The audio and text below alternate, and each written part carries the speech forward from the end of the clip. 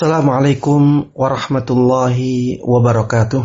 Alhamdulillah, wassalatu wassalamu ala rasulillah wa ala alihi wa sahbihi wa man tabi'a hudah. Kaum muslimin dan kaum muslimat yang saya cintai karena Allah, khususnya anggota GIS Grup Islam Sunnah yang semoga dirahmati dan diberkahi oleh Allah subhanahu wa ta'ala. Pada kesempatan yang berbahagia ini, kita akan bersama-sama mengkaji sebuah kitab yang sangat bagus yang ditulis oleh Syekh Al-Albani rahimahullah, yakni kitab Sifat Salat Nabi, atau sebagaimana judul aslinya Sifatu Salatin Nabi sallallahu alaihi wasallam minat takbiri ila taslim ka'annaka taraha. Sifat salat Nabi mulai dari takbir sampai salamnya seakan-akan Anda melihatnya. Pada kesempatan kali ini kita akan masuk dalam pembahasan inti kitab. Dan Syekh Al-Albani rahimahullah di sini memulai dengan pembahasan istiqbalul Ka'bah, menghadap kiblat atau menghadap Ka'bah. Beliau mengatakan kana Rasulullah sallallahu alaihi wasallam idza qama ila sholati istaqbala al-Ka'bah. Apabila Rasulullah sallallahu alaihi wasallam berdiri untuk salat, beliau menghadap Ka'bah fil fardhi wan nafl, baik dalam salat fardu maupun dalam salat sunnah. Wa amara sallallahu alaihi wasallam bidzalik faqala lil musii salatuh, dan beliau memerintahkan hal itu dan bersabda kepada orang yang tidak benar dalam salatnya. Ini adalah dalil kenapa menghadap kiblat diwajibkan, karena Nabi Muhammad sallallahu alaihi wasallam memerintahkannya, dan perintah pada asalnya menunjukkan kewajiban. Semua perintah dalam syariat pada asalnya menunjukkan kewajiban, kecuali ada dalil lain yang mengubah petunjuk kewajiban tersebut menjadi sunnah atau menjadi yang lainnya. Rasulullah sallallahu alaihi wasallam mengatakan, "Idza qumta ila shalah fa asbighil wudu." Apabila kamu hendak mendirikan salat, maka lakukanlah wudu dengan sempurna. Di sini ada perintah untuk menyempurnakan wudu, sehingga menyempurnakan wudu menjadi wajib. Kenapa demikian? Karena pada asalnya semua perintah dari syariat adalah menunjukkan hukum wajib, kecuali ada dalil lain yang mengubah petunjuk tersebut. Tsumma istaqbilil qiblah fakabbir. Kemudian menghadaplah ke kiblat. Ini perintah, ya. Menghadaplah ke kiblat. Perintah menunjukkan kewajiban, sehingga menghadap ke kiblat saat salat adalah wajib. Fakabbir, dan bertakbirlah. Ini juga perintah. Setiap perintah dalam syariat menunjukkan kewajiban, kecuali ada dalil lain yang menunjukkan bahwa perintah di situ tidak wajib. Dan para ulama membeda-bedakan sesuatu yang wajib ini sesuai dengan tempatnya.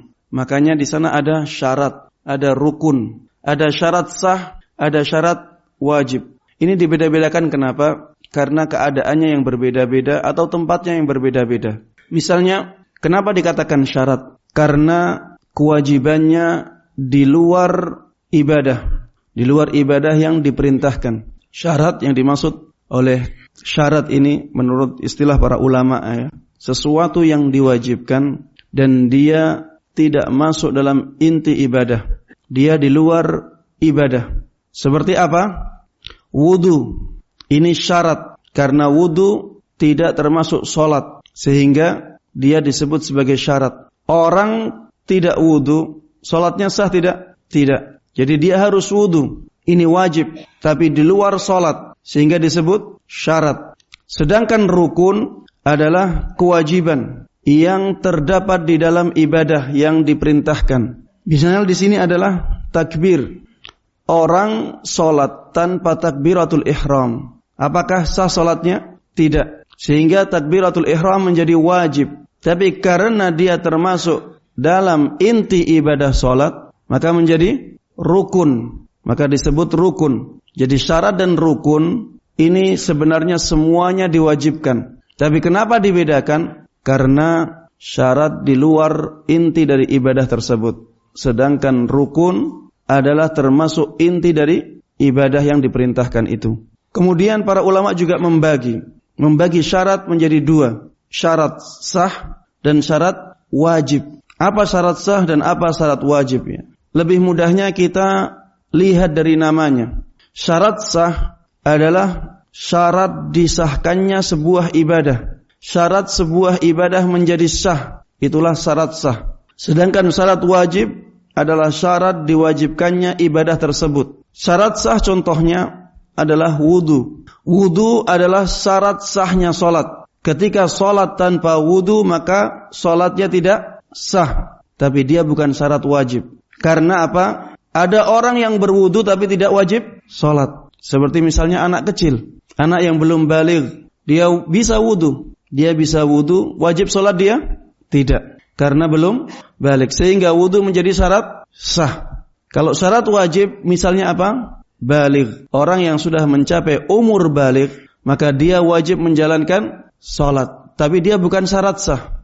Ada orang yang baligh tapi solatnya tidak sah. Misalnya orang baligh tidak wudu, kemudian solat. Ini menjadi syarat wajib. Jadi di sana ada syarat, di sana ada rukun, ada syarat sah dan ada syarat wajib. Intinya di sini karena ada perintah dari Rasulullah sallallahu alaihi wasallam menghadap ke kiblat saat salat, maka menghadap kiblat menjadi wajib dan menghadap kiblat ini termasuk rukun karena harus dilakukan ketika salat.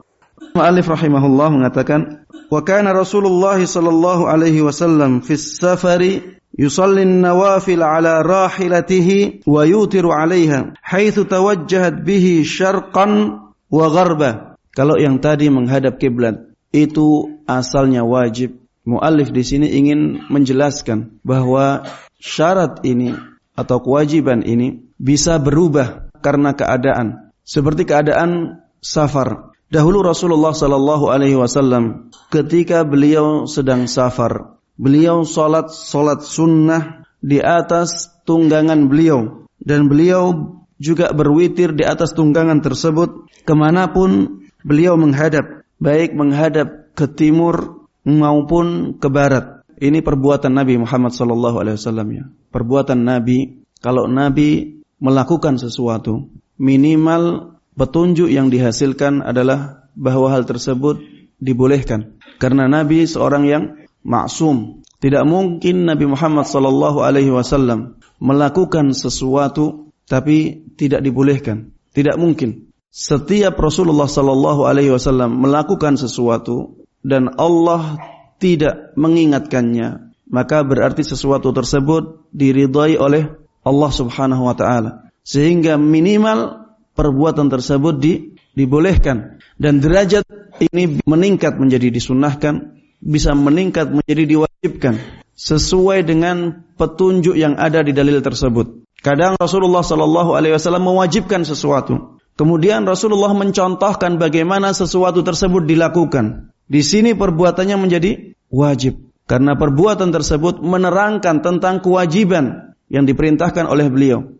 Kadang Rasulullah sallallahu alaihi wasallam menganjurkan sesuatu, tidak mewajibkannya, dan beliau mencontohkan bagaimana praktek anjuran tersebut. Maka di sini perbuatan Rasulullah sallallahu alaihi wasallam menunjukkan hukum sunnah, dan kadang Rasulullah sallallahu alaihi wasallam melakukan sesuatu yang tidak ada hubungannya dengan perintah atau larangan. Seperti misalnya Rasulullah sallallahu alaihi wasallam makan, maka makan menjadi mubah. Rasulullah tidur menjadi mubah. Bagaimana makannya? Bisa menjadi sunnah.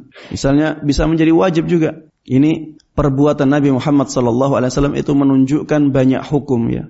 Kadang menjadi mubah, kadang menjadi sunnah, kadang menjadi wajib. Tergantung dengan petunjuk-petunjuk yang ditunjukkannya dalam perintah atau dalam perbuatan Nabi Muhammad SAW. Di sini Rasulullah SAW ketika safar ya, beliau biasa sholat sunnah di atas kendaraannya dan beliau tidak mengharuskan dirinya untuk selalu menghadap kiblat. Maka di dalam hadis ini kita mendapatkan dua kriteria. Kriteria yang pertama adalah beliau di atas kendaraan. Kriteria yang kedua beliau sholatnya sholat sunnah. Ada kriteria yang ketiga tapi diperselisihkan oleh para ulama. Apakah harus safar ataukah tidak? Di sini disebutkan safar. Ini kriteria yang ketiga ini diperselisihkan oleh para ulama. Tapi dua kriteria yang yang disebutkan di dalam hadis ini, yaitu di atas kendaraan dan sholatnya sholat sunnah, ya, ini hampir seluruh ulama mengatakan demikian. Boleh apabila kita di atas kendaraan dan sholat sunnah, kita tidak menghadap ke kiblat, ya. Dan para ulama mensyaratkan sholat di atas kendaraan adalah sholat sunnah, bukan sholat fardu, sebagaimana dicontohkan oleh Nabi Muhammad sallallahu alaihi wasallam. Dan di antara sholat sunnah tersebut adalah sholat witir. Makanya para ulama ketika berdalil bahwa sholat witir itu sholat sunnah, berdalilnya dengan hadis ini. Karena Rasulullah sallallahu alaihi wasallam biasa sholat witir di atas kendaraan. Ini menunjukkan bahwa sholat witir seperti sholat-sholat sunnah yang lainnya. Walaupun sholat witir ini adalah sholat yang sunnah muakkadah, sunnah yang sangat ditekankan sekali, ya, sunnahnya kuat dahulu, ya, di zaman salaf, ya.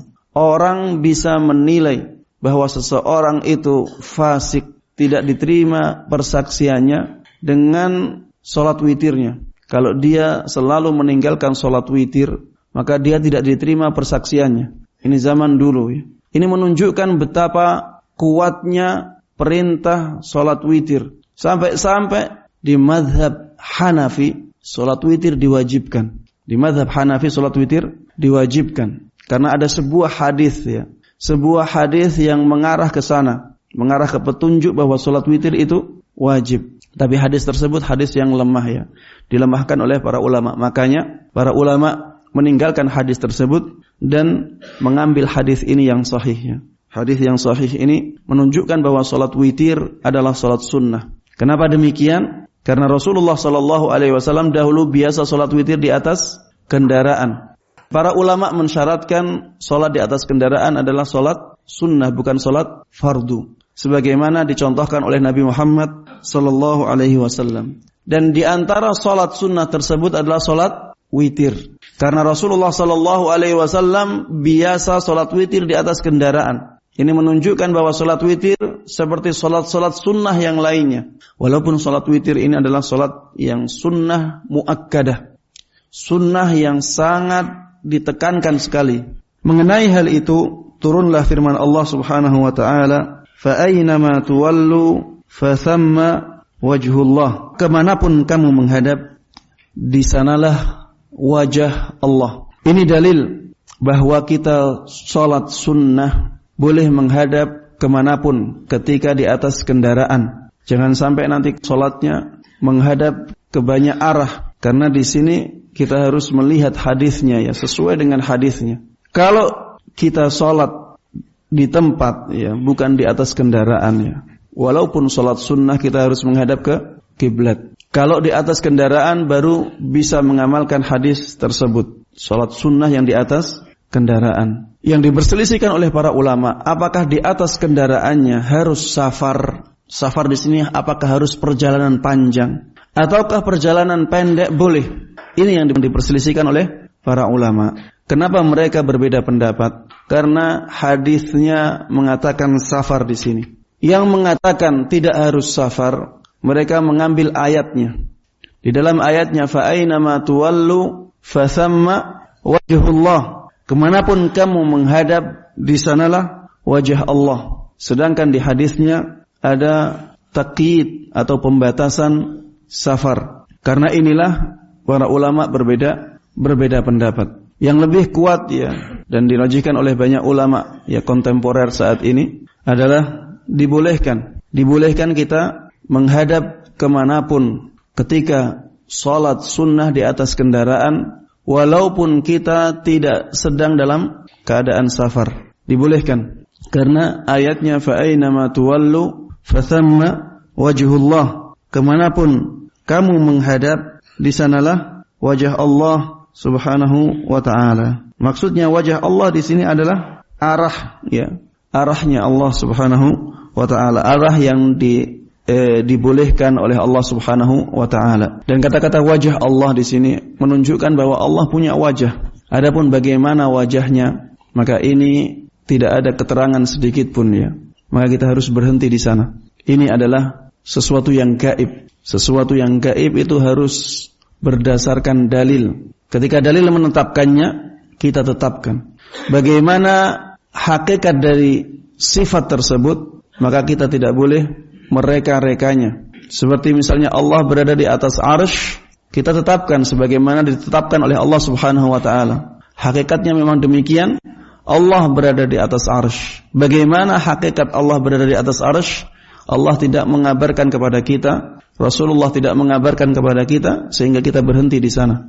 Inilah keyakinan Ahlus Sunnah wal Jamaah, ya. Orang-orang yang mengikuti para sahabat Nabi Muhammad sallallahu alaihi wasallam, keyakinannya demikian. Mereka menetapkan apapun yang ditetapkan oleh Allah dan Rasulnya tanpa mentakwilnya, kecuali ada dalil untuk ditakwilkan. Tapi kalau tidak ada dalil, maka kita tetapkan dengan apa adanya, dengan tetap menjaga kemuliaan Allah Subhanahu wa ta'ala dan menjaga kesuciannya. Allah Subhanahu wa ta'ala punya wajah, kita punya wajah, tapi wajah kita jauh dengan wajah Allah. Ya Allah jauh lebih mulia, jauh lebih suci, jauh lebih sempurna. Sebagaimana Allah Subhanahu wa ta'ala mendengar, kita juga mendengar, tapi pendengaran kita jauh dari pendengaran Allah Subhanahu wa ta'ala. Pendengaran Allah lebih sempurna, pendengaran Allah lebih suci, pendengaran Allah lebih tinggi, berbeda dengan pendengaran kita yang terbatas. Begitu pula Allah melihat, kita melihat. Ya, dua-duanya sama-sama melihat. Tapi ini bukan menyamakan antara Allah dengan makhluknya, karena kita masih membedakan. Penglihatan Allah jauh lebih sempurna, jauh lebih kuat daripada penglihatan makhluknya. Makanya Allah melihat apapun yang ada di muka bumi ini, apapun yang ada di alam semesta, walaupun gelap, walaupun kecil, walaupun tertimbun, Allah melihat semuanya. Berbeda dengan penglihatan makhluknya. Penglihatan makhluk sangat terbatas. Kalau tidak ada cahaya, tidak bisa melihat. Inilah akidah Ahlus Sunnah wal Jamaah dalam memahami sifat-sifat Allah Subhanahu wa ta'ala. Intinya, ketika kita sholat sunnah di atas kendaraan, kita boleh menghadap kemanapun kendaraan menuju. Dan ini adalah kemurahan Allah Subhanahu wa ta'ala. Ini bentuk ringannya syariat Islam, sehingga kita bisa sholat di atas kendaraan, ya. Karena sholat ini ibadah yang sangat dicintai oleh Allah Subhanahu wa ta'ala. Ketika kita ingin sholat, misalnya di dalam kemacetan, ya, kita ingin sholat sunnah. Misalnya kita di dalam kemacetan, sudah berangkat sebelum waktu duha masuk, di dalam kemacetan, dan kita perkirakan kemacetan, kita akan keluar dari kemacetan setelah sholat duha, waktu sholat duha selesai, maka kita sholat duha di atas kendaraan. Tidak hanya sholat duha saja, ya. Sholat sunnah mutlak bisa dilakukan di atas kendaraan, ya, tanpa harus menghadap ke kiblat dahulu. Kalau bisa menghadap kiblat dahulu itu lebih baik. Mu'allif rahimahullah mengatakan bagaimana ruku' dan sujudnya ketika kita sholat di atas kendaraan. Wa kana yarka'u wa yasjudu ala rahilatihi ima'an bi ra'sih. Dan dahulu beliau bila ingin salat sunnah di atas unta beliau, di atas tunggangan beliau, di dalam kitab aslinya disebutkan dahulu beliau ruku' dan sujud di atas kendaraan beliau dengan cara menganggukkan kepala beliau. Sebenarnya bukan menganggukkan ini, tapi menundukkan kepala beliau dengan menjadikan gerakan sujud lebih rendah daripada gerakan ruku', ya.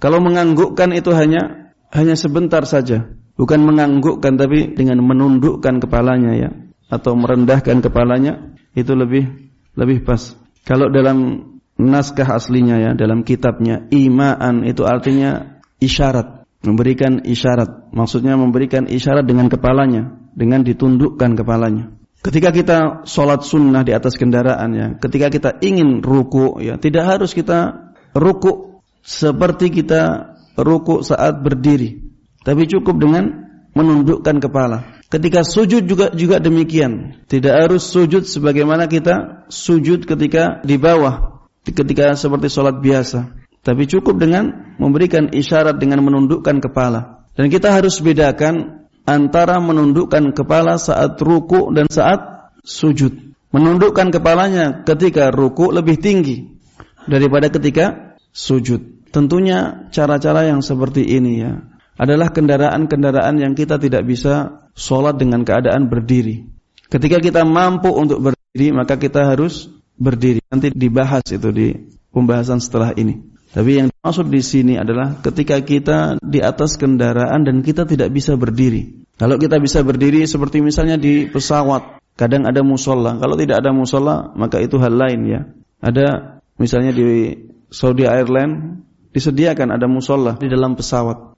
Maka ketika itu kita sholatnya sebaiknya dalam keadaan berdiri. Kecuali sholat fardu. Kalau sholat fardu masih bisa berdiri, harus berdiri. Seperti misalnya di atas kapal, ya. Di atas kapal, kalau kapalnya besar ya, kita bisa berdiri dengan mudah. Maka kita sholat dalam keadaan berdiri. Tapi ini juga nanti berbeda antara sholat wajib dengan sholat sunnah. Sholat wajib harus berdiri, sholat sunnah bisa dengan duduk. Tapi pahalanya setengahnya. Sholat dengan duduk itu pahalanya setengahnya sholat dengan berdiri dalam sholat sunnah. Bagaimana kalau orang tidak bisa berdiri? Apakah sholatnya dalam keadaan duduk masih mendapatkan pahala setengah? Jawabannya apa? Tetap dapat pahala penuh. Kenapa demikian? Karena dia mampunya seperti itu. Intinya ketika kita ruku dan sujud dalam keadaan sholat yang demikian ya, sholatnya di atas kendaraan, sholat sunnah dan dalam keadaan duduk, maka kita ruku dan sujudnya dengan menundukkan kepala. Dan ketika sujud kepala kita lebih rendah daripada ketika ruku. Kemudian muallif rahimahullah mengatakan, wa kana sallallahu alaihi wasallam ahyanan idza arada an yatatawwa' ala naqatihi istaqbala biha al-qiblah fakabbar thumma shalla haitsu wajjahahu rikabuh. Dan beliau sallallahu alaihi wasallam bila ingin salat sunnah di atas untanya, terkadang beliau juga menghadapkan untanya ke arah kiblat lalu bertakbir. Perlu digarisbawahi kata-kata terkadang ya. Jadi ini tidak mengapa seperti ini. Kalau misalnya hal itu bisa dilakukan, maka tentunya lebih afdal ya. Karena ini menghadap ke kiblat. Dan Rasulullah sallallahu alaihi wasallam terkadang demikian. Kemudian salat kemanapun kendaraannya berlalu membawa beliau. Maksudnya salat menghadap kemanapun. Jadi tidak harus menyesuaikan arah kendaraannya. Kalau arah kendaraannya misalnya mengarah ke timur ya, dan kita di Indonesia, maka harus membalik tubuhnya, tidak harus demikian. Tapi kemanapun kendaraan mengarah, maka tidak masalah sama sekali. Wa kana idza arada an yusalli al-fariidah nazala fasala al-qiblah. Jika beliau ingin salat fardu, beliau biasanya turun lalu menghadap kiblat. Ini perbuatan Nabi Muhammad sallallahu alaihi wasallam, menunjukkan wajib. Kenapa demikian? Karena di sini menjelaskan tentang ibadah yang diwajibkan, yaitu salat fardu. Makanya kita harus mengikuti beliau dalam hal ini. Kaidahnya apa? Perbuatan Nabi Muhammad sallallahu alaihi wasallam itu bisa menunjukkan sesuatu yang mubah, bisa menunjukkan sesuatu yang sunnah, bisa menunjukkan sesuatu yang wajib. Mudahnya ketika beliau sedang menjelaskan sesuatu yang wajib, maka perbuatan tersebut menjadi wajib.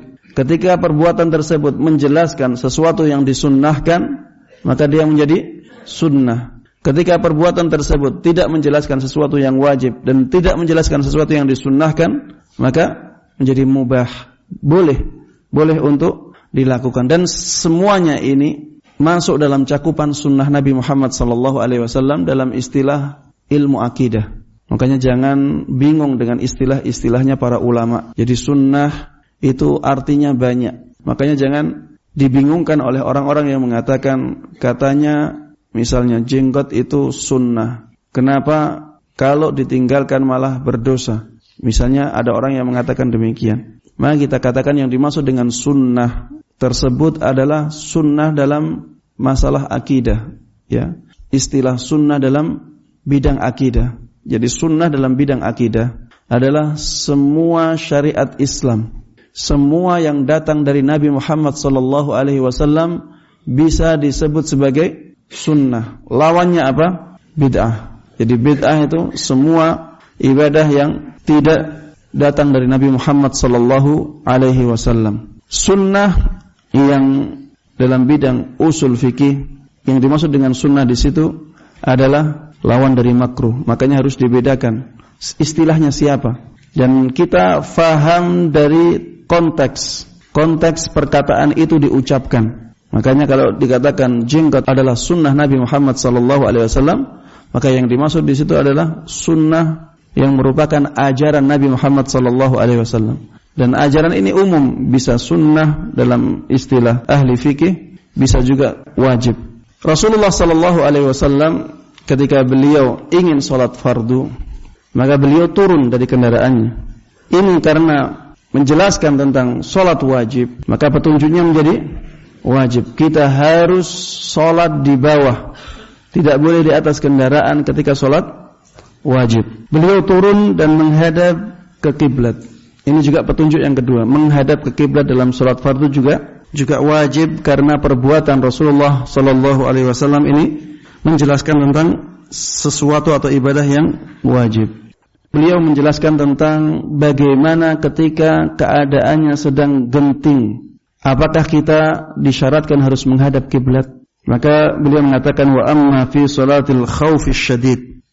Adapun ketika salat dalam keadaan kondisi yang takut, yang sangat genting, faqad sanna sallallahu alaihi wasallam li ummatihi ay yusallu rijala. Maka beliau mensyariatkan bagi umatnya untuk salat sambil berjalan, rijalan qiyaman ala aqdamihim aw rukbana mustaqbilil qiblah aw ghaira mustaqbiliha. Bisa dalam keadaan berjalan, berdiri, atau di atas kendaraan, baik menghadap kiblat ataupun tidak. Ini karena keadaannya genting, jadi semua syarat-syarat tersebut bisa gugur. Dan ini bukti bahwa Islam adalah agama yang dimudahkan oleh Allah Subhanahu wa taala.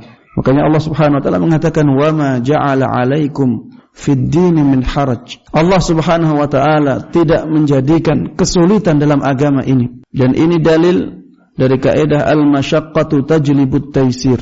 Kesulitan itu bisa mendatangkan kemudahan. Ketika dalam keadaan genting, ini dalam keadaan yang sulit, maka Allah dan Rasulnya menggugurkan banyak kewajiban dalam salat. Menghadap kiblat jadi gugur. Berdiri di dalam salat faridah, dalam salat fardu, gugur. Misalnya kita sedang perang, sedang dalam ketakutan, ya, sedang dalam keadaan yang genting, kita harus tiarap misalnya, dalam waktu yang lama. Maka ketika waktu salat fardu datang, ya, dan kita tidak mungkin mengakhirkannya lagi, maka ketika tiarap itu kita salat fardu. Kewajiban untuk berdiri di salat fardu menjadi gugur karena keadaan yang genting ini. Menghadap kemanapun boleh, gugur kewajiban untuk menghadap ke kiblat. Di atas kendaraan atau di bawah kendaraan ini juga gugur. Syarat untuk di bawah kendaraan menjadi gugur karena kesulitan tersebut. Kemudian mu'allif rahimahullah mengatakan, wa qala sallallahu alaihi wasallam, idza ikhtalatu fa innama huwa at-takbiru wal isyaratu bir-ra's. Jika mereka sudah saling berbaur atau saling menyerang, ya, bercampur dalam pertempuran, maka yang disyariatkan dalam salat tersebut hanyalah takbir dan isyarat dengan kepala. Ini lebih dahsyat lagi, ya. Jadi rukuknya hilang, sujudnya hilang, gerakan-gerakan tersebut hilang semuanya, diganti dengan isyarat saja, mengisyaratkan dengan kepala. Beliau juga pernah bersabda, wa kana sallallahu alaihi wasallam yaqul ma bainal masyriqi wal maghribi qiblah. Arah antara tempat terbitnya matahari timur dan tempat terbenamnya matahari yaitu barat adalah kiblat. Wa qala Jabir radhiyallahu anhu, Jabir mengatakan, kunna ma'a Rasulillah sallallahu alaihi wasallam fi masirin aw sariyah fa asabana ghaimun fataharrayna wa ikhtalafna fil qiblah. Ini masalah lain, ya. Jadi tadi masalah perang. Ketika sedang dalam keadaan perang, menghadap kiblat juga gugur. Sekarang ketika kita tidak bisa menentukan arah kiblat, keadaan kita aman, tapi kita tidak bisa menentukan kiblat. Bagaimana solusinya? Apakah menghadap kiblat tetap diwajibkan? Kalau kita salah, maka kita harus mengulang salatnya. Maka hadis ini menjelaskan hukum tersebut. Kunna ma'a Rasulillah sallallahu alaihi wasallam fi masirin aw sariyah fa asabana ghaimun fataharrayna wa ikhtalafna fil qiblah fasalla kullu rajulin minna ala hidah faja'ala ahaduna yakhuttu baina yadayhi lina'lama amkinatana falamma asbahna nadharna fa idza nahnu sallayna ala ghairi al-qiblah fadzakarna dhalika lin-nabiy sallallahu alaihi wasallam falam ya'murna bil i'adah wa qala qad ajza'at salatukum. Yang artinya kami pernah bersama Rasulullah sallallahu alaihi wasallam dalam sebuah perjalanan atau pasukan kecil yang diberikan istilah sariyah ya. Sariyah ini adalah pasukan kecil. Lalu kami ditutupi oleh awan hitam pekat ya. Jadi langitnya mendung. Kami berusaha mencari tahu dan berselisih pendapat tentang arah kiblat. Akhirnya masing-masing dari kami salat mengikuti arah berdasarkan pendapatnya masing-masing.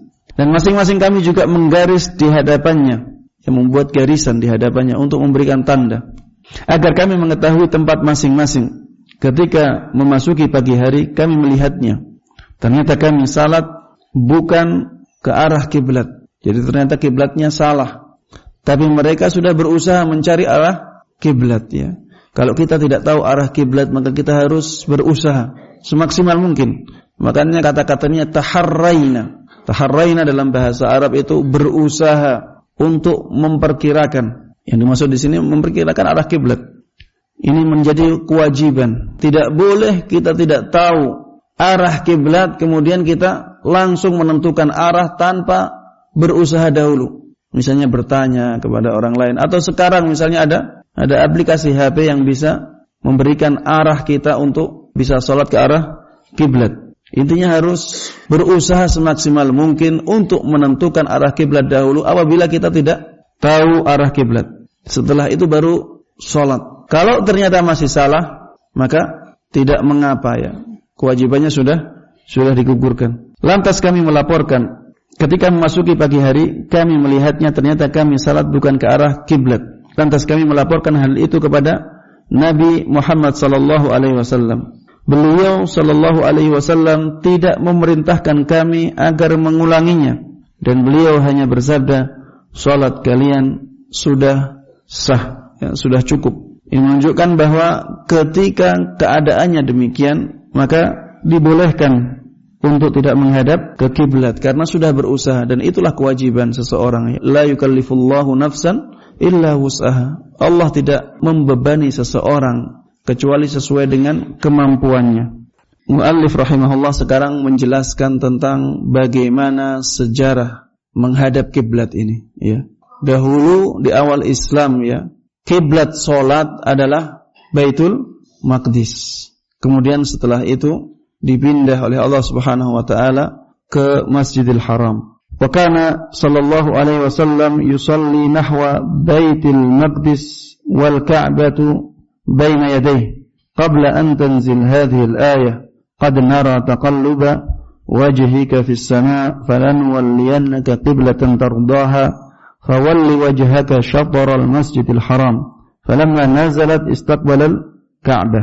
Beliau sallallahu alaihi wasallam pernah salat menghadap Baitul Maqdis di awal-awal Islam dan menjadikan Ka'bah berada di antara beliau dengan Baitul Maqdis. Ini kenapa demikian? Karena Rasulullah mencintai Masjidil Haram dan Rasulullah sangat berharap ya Masjidil Haram menjadi kiblat kaum muslimin. Makanya ketika Rasulullah di Mekah ya, salatnya selalu menghadap ke Masjidil Haram sekaligus menghadap ke Baitul Maqdis. Jadi Rasulullah selalu demikian karena kecintaan beliau kepada Masjidil Haram tersebut. Sehingga di samping Rasulullah menghadap ke Baitul Maqdis, beliau juga menghadap ke Masjidil Haram. Yang diwajibkan kepada beliau ketika itu adalah menghadap ke Baitul Maqdis saja ya. Tapi Rasulullah sallallahu alaihi wasallam karena kecintaan beliau kepada Masjidil Haram melakukan demikian ya. Menjadikan antara beliau dengan Masjidil Aqsa ada Masjidil Haram. Sebelum diturunkannya ayat ini ya, beliau dahulu menghadap ke Baitul Maqdis di awal-awal Islam ya. Sementara Ka'bah di depan beliau sebelum diturunkannya ayat ini, yaitu ayat yang artinya kami melihat wajahmu Muhammad sering menengadah ke langit, maksudnya berdoa kepada Allah Subhanahu wa taala agar Allah mengalihkan kiblat kaum muslimin. Maka akan kami palingkan engkau ke kiblat yang engkau senangi, diijabahi oleh Allah Subhanahu wa taala doanya. maka hadapkanlah wajahmu ke arah Masjidil Haram. Ini perintah, dan semua perintah menunjukkan kewajiban, sehingga kita wajib untuk menghadap ke kiblat, yaitu ke Masjidil Haram sekarang. Tatkala turun ayat ini, beliau pun menghadap ke arah Ka'bah. Sementara itu waktu orang-orang yang berada di Quba. Ini menjelaskan tentang bagaimana keadaan para sahabat ketika itu. Sahabat Rasulullah SAW di Madinah ya, itu berpencar-pencar. Ada kerumunan-kerumunan masyarakat. Ada yang di Masjid Nabawi, mereka punya masyarakat. Kemudian berpisah. Ada yang di Masjid Quba, ada yang di Masjid Bani Salimah ya, yang sekarang Masjid Qiblatain. Jadi ada tempat-tempat kerumunan masyarakat. Sehingga ketika ayat turun di masyarakat yang ada di Masjid Nabawi, belum tentu langsung sampai ke masyarakat yang ada di Masjid Quba. Dan inilah yang terjadi ketika turun ayat untuk menghadap ke Masjidil Haram dalam sholat. Sementara itu waktu orang-orang yang berada di Quba sedang melaksanakan sholat subuh. Jadi ayatnya turunnya malam hari. Beritanya belum sampai ke masyarakat yang ada di Quba. Dan mereka ketika itu sholat dengan syariat yang belum diganti. Jadi asalnya syariatnya menghadap ke Baitul Maqdis, mereka menghadap ke sana. Ketika sholat subuh tersebut ya, tiba-tiba datang seorang seraya mengabarkan bahwa telah diturunkan kepada Rasulullah SAW Al-Quran pada malam itu yang memerintahkan beliau agar menghadap ke Ka'bah. Karena itu hendaklah kalian menghadapnya juga. Ketika itu mereka masih menghadap ke arah Syam. Arah Syam ini kalau di Madinah arahnya ke utara. Karena Syam itu dari kata-kata Syamal, ya, arah Syam, arah utara. Lalu mereka pun memutar. Jadi yang arahnya asalnya ke utara, karena mereka di Masjid Quba ya, ini di Madinah, berbalik ke selatan. Jadi berbalik penuh ya. Yang asalnya ke utara sekarang menghadap ke selatan, karena Ka'bah itu di bagian selatan Madinah. Lantas imam mereka memutar hingga menghadap ke arah Ka'bah bersama mereka. Bagaimana imamnya ini? Yang asalnya di paling depan menjadi paling belakang ya. Jadi harus ada gerakan ya. Ini yang menunjukkan bahwa gerakan ya, walaupun banyak kalau di dalam sholat dan untuk menyempurnakan sholat tidak masalah ya. Yang tadinya imam di paling belakang, dia harus berjalan ke depan. Ya, inilah yang terjadi di zaman Nabi Muhammad SAW dan tidak ada yang mengingkari sama sekali. Menunjukkan gerakan di dalam sholat walaupun banyak, tapi untuk kemaslahatan sholat maka diperbolehkan. Seperti misalnya kalau ada HP ya, ada HP berdering, jangan dibiarkan, tapi tutup langsung, karena itu berhubungan dengan maslahat sholat. Kalau tidak dimatikan langsung ya, berapa kaum muslimin yang sholatnya terganggu. Apalagi kalau yang berdering adalah dangdutan, maka bisa bergoyang semua orang yang ada di masjid. Dan ini mengganggu kekhusyuan orang dalam sholat. Tidak hanya satu orang yang diganggu ya, seluruh masjid. Maka kalau kita misalnya HP kita berdering ya, segera dimatikan. Segera dimatikan. Karena hal itu termasuk maslahat sholat ya.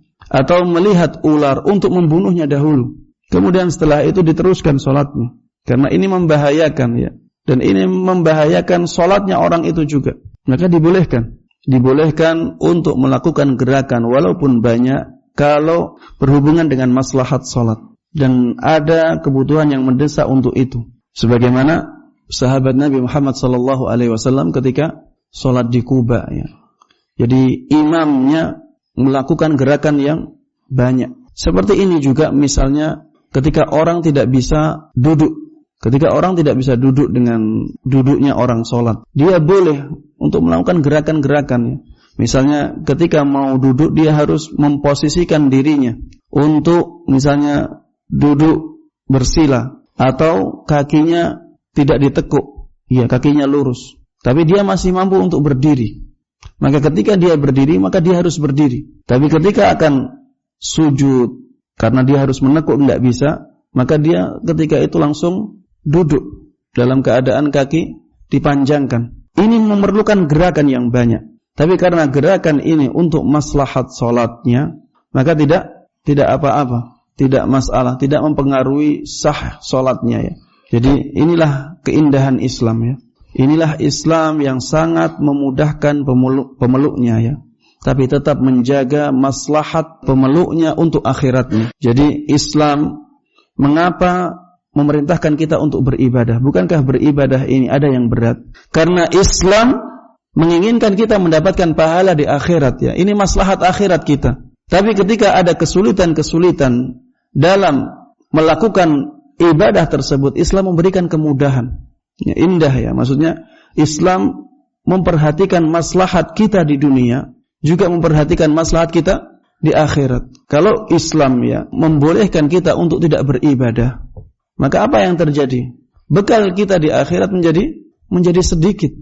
Agar bekal kita di akhirat banyak ya, ada amalan-amalan yang diwajibkan. Kalau kurang banyak, ada amalan-amalan yang disunnahkan. Nah, inilah indahnya Islam ya, memberikan kemaslahatan kepada pemeluknya, maslahat dunia dan maslahat akhirat. Demikianlah yang bisa kita kaji pada kesempatan kali ini. Semoga menjadi ilmu yang bermanfaat dan diberkahi oleh Allah Jalla wa'ala. InsyaAllah kita akan lanjutkan pada kesempatan yang akan datang. Wassalamualaikum warahmatullahi wabarakatuh.